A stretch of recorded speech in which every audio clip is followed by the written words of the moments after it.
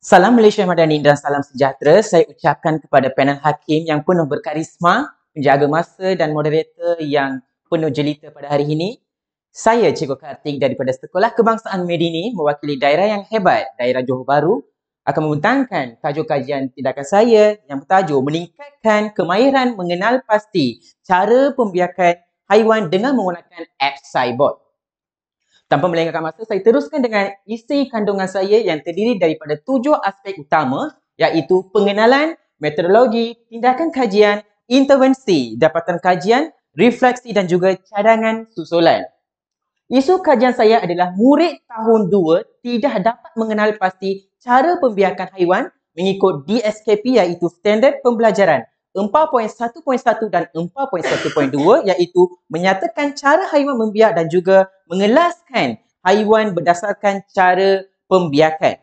Maka, saya membuat pemerhatian berdasarkan hasil kerja murid saya yang semua salah iaitu 10 markah iaitu mereka mendapat 0/10 markah di mana pemerhatian saya adalah murid keliru terhadap kepelbagaian haiwan dan cara pembiakan haiwan. Murid juga tidak melibatkan diri secara aktif semasa proses PDPC dan juga murid kurang berminat dan terlalu sukar untuk menjawab soalan berkaitan dengan topik cara pembiakan haiwan ini. Maka saya membuat inquiry ke diri saya berdasarkan refleksi PDPC iaitu bermula dengan apakah latar belakang murid ini? Jawapannya, murid ini terdiri daripada golongan pemulihan dalam subjek sains dan juga mengapakah murid tidak berminat ataupun sukar untuk menjawab soalan berkaitan dengan topik ini? Jawapannya, mereka keliru. Memang keliru berkaitan dengan topik ini. Mengapakah murid alami masalah untuk mengenal pasti cara pembiakan haiwan ini? Kerana murid keliru kerana tidak ada bahan bantu mengajar yang membantu murid untuk mengatasi masalah ini. Dan seterusnya inquiry ke diri saya ialah mengapakah murid kurang memberi fokus ataupun tumpuan semasa saya mengajar dalam kelas? Iaitu adalah salah saya sendiri di mana saya kurang peka dengan kepelbagaian gaya pembelajaran dan juga tidak ada apa-apa BBM yang fokus kepada era pendigitalan yang mereka memang mahir pada dunia pendidikan masa kini. Seterusnya adalah fokus kajian. Fokus kajian saya terdiri daripada kajian tindakan PDPC Sains tahun 2, golongan murid pemulihan khas kepada topik haiwan 4.1, cara pembiakan haiwan. Objektif kajian saya terbahagi kepada 2, kepada murid dan juga guru. Bagi murid, murid mengenal pasti cara pembiakan haiwan dengan mengelaskan dan juga menyenaraikan sekurang-kurangnya 5 contoh haiwan berdasarkan cara pembiakan haiwan. Bagi guru pula, guru dapat membantu murid untuk mengatasi masalah berkaitan dengan topik ini dengan mudah dan efektif, menghasilkan kaedah pengajaran yang interaktif dan juga menerapkan penggunaan pendigitalan secara maksimum dalam PDPC. Metodologi kajian tindakan saya adalah model Chemis dan McTaggart 1988 di mana saya berjaya mencapai objektif dalam kajian tindakan saya dalam kitaran yang pertama yang bermula dengan pemerhatian, refleksi, rancangan tindakan pemerhatian kedua dan juga refleksi yang kedua. Sasaran saya adalah murid tahun 2 khas kepada golongan pemulihan 4 orang murid terdiri daripada 2 orang murid lelaki dan juga 2 orang murid perempuan yang boleh dikategorikan kurang memberi fokus tumpuan semasa PDPC dan juga kurang berminat dalam topik ini yang boleh kita kelaskan ada masalah dari segi psikologi dan juga pedagogi. Apakah indikator kejayaan yang saya gunakan dalam kajian tindakan saya adalah ujian pra dan ujian pos, pemerhatian dan juga temu bual. Mari kita lihat proses kajian yang pertama, merancang. Apa itu apps Cyborg? Sebenarnya apps Cyborg ini adalah singkatan bagi aplikasi sains AI iaitu Artificial Intelligence Board. Di mana dalam apps Cyborg ini saya menggunakan watah kegemaran Maya murid-murid. Bagi contohnya Upin dan Ipin sebagai tenaga pengajar untuk menyampaikan maklumat ataupun notah berkaitan dengan topik. Seterusnya dengan latihan-latihan yang sungguh menarik yang terlibat dalam apps Cyborg ini. Maka ini merupakan apps Cyborg, bahagian-bahagian ataupun aspek yang terdapat dalam apps Cyborg yang terdiri daripada video AI yang saya hasilkan untuk memberi maklumat asas ataupun pengenalan kepada topik. Seterusnya adalah interaktif di perisian interaktif yang memberi fokus kepada nota lengkap dan juga latihan advance, dan juga AI chatbot di mana mereka boleh mengajukan soalan berkaitan dengan cara pembiakan haiwan mereka sendiri.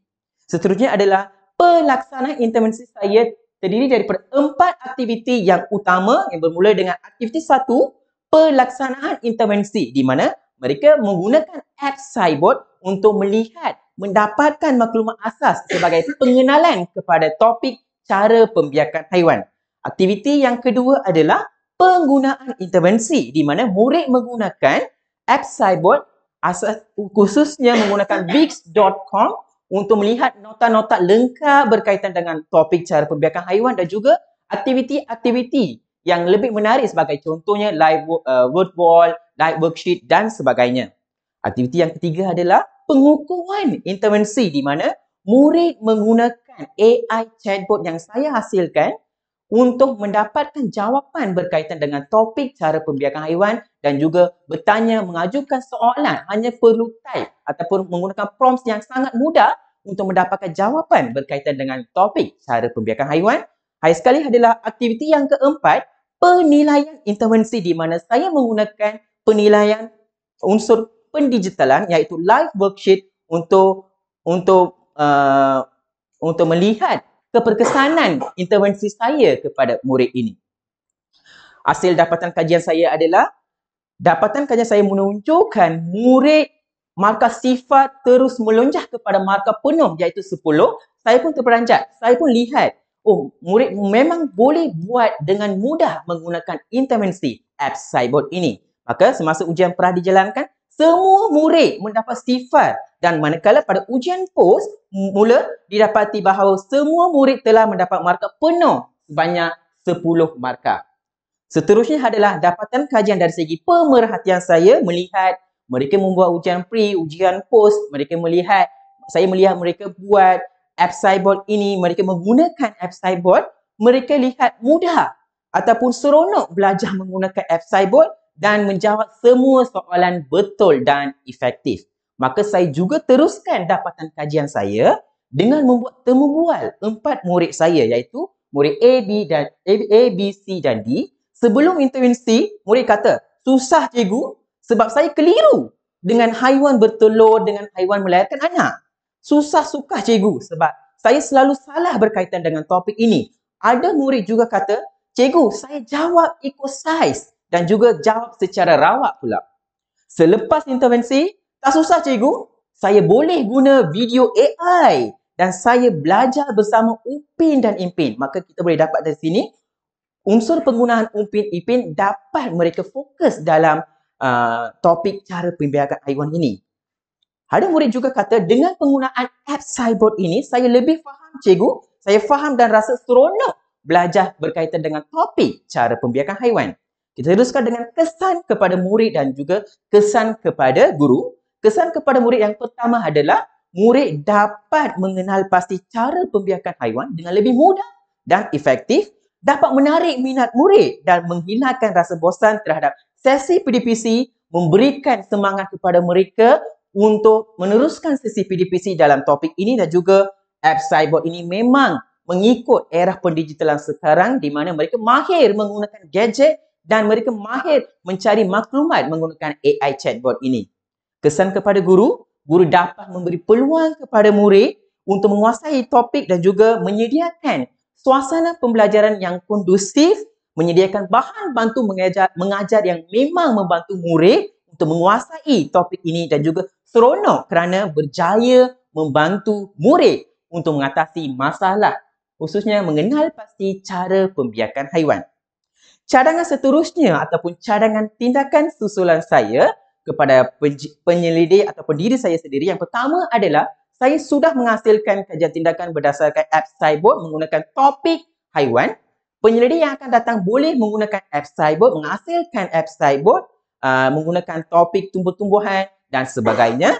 Sebagai pengaji, saya juga bercadang elemen merentasi kurikulum di mana app Scibot ini boleh digunakan dalam subjek bahasa Melayu untuk sesi pengenalan induksi untuk mengenalkan topik yang bertema haiwan dan sebagainya. Saya juga bercadang murid tahap pengayaan untuk menghasilkan bahan bantu mengajar AI tersendiri dengan menggunakan app Cyborg, di mana app Cyborg ni terdapat 3 bahagian utama, AI video, video interaktif, AI chatbot. AI video ini hanya menggunakan prompts yang sangat mudah untuk terjemahkan video AI menggunakan Hailua AI app.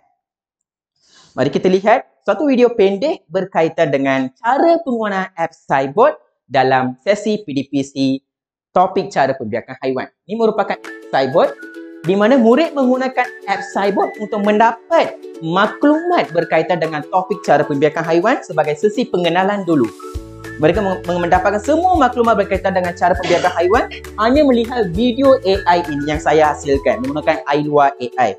Dan saya mergekan semua video AI jadikan satu video lengkap berkaitan dengan cara pembiakan haiwan. Seterusnya adalah Wix.com, mereka di mana boleh lihat nota lengkap dan juga membuat latihan word wall dan live worksheet untuk menambahkan pengetahuan mereka berkaitan dengan topik cara pembiakan haiwan.